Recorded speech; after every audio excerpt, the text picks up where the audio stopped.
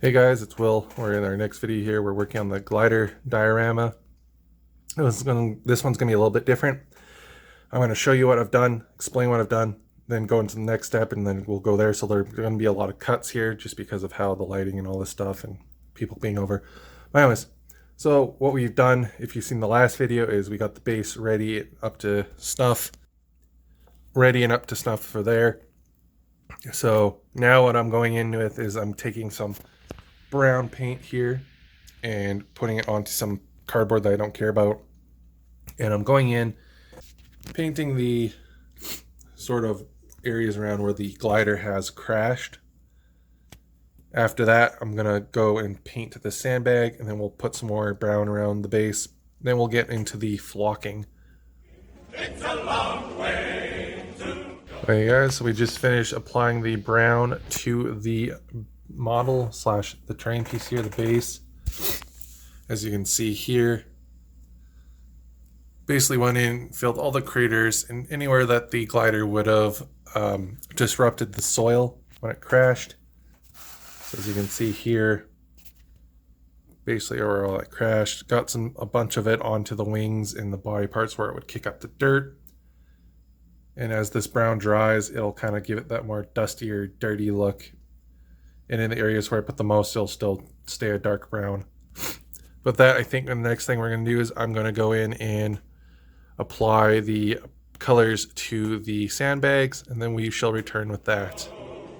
It's a long way to Tipperary. Hey guys, we're back with the next part here. So I've painted the sandbag using a multi-surface white. It's called vintage white. So it's kind of like a pearly ivory offset white, which is fine because when I hit this with a wash, it'll look better. But I also did the wings here. I know it's not the cleanest. I forgot where my painter's tape is, but this stuff was all hand painted on anyways. I know it's technically a giant airplane, so it's would have been easier compared to my real life hand to a real life glider, would have been more easier to do precision. But with the wash and dirt, once I'm done and doing like damaged looks where I'm going to be doing wood chipping, that's going to be different. It won't really matter in the end. So I've done this wing. I'm only just going to do the two. I know they had more stripes, but I'm going to do this wing, and then I'm going to go over and do that wing over there, and then the tail section there, I'm going to do the rings that wrap around it as best as I can. I'm not going to paint the little blue circle on, which I don't know. I might paint a circle on it, but we'll see. After that, we will get into the actual using washes on this and the sandbags, and then we'll get into the flocking and foliage section and rocks and stuff. So that's going to be fun. To the sweetest girl I know. Goodbye to Piccadilly. Farewell, Leicester Square. It's a long, long way to Tipperary, but my heart's right there.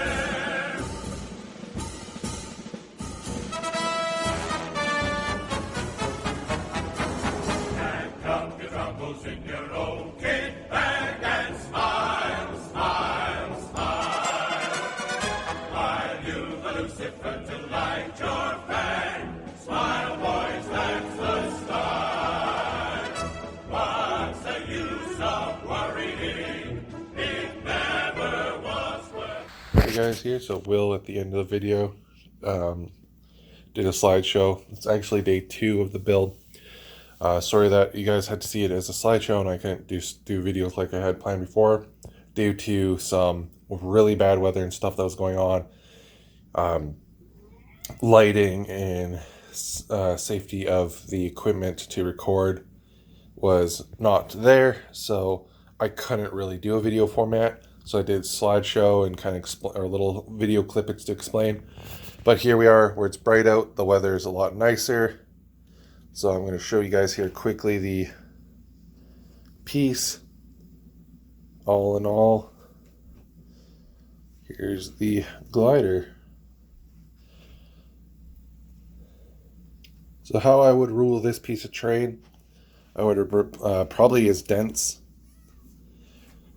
So you can shoot in and out of, but you can't shoot across, just because there's a lot of hedgerows in the big airplane.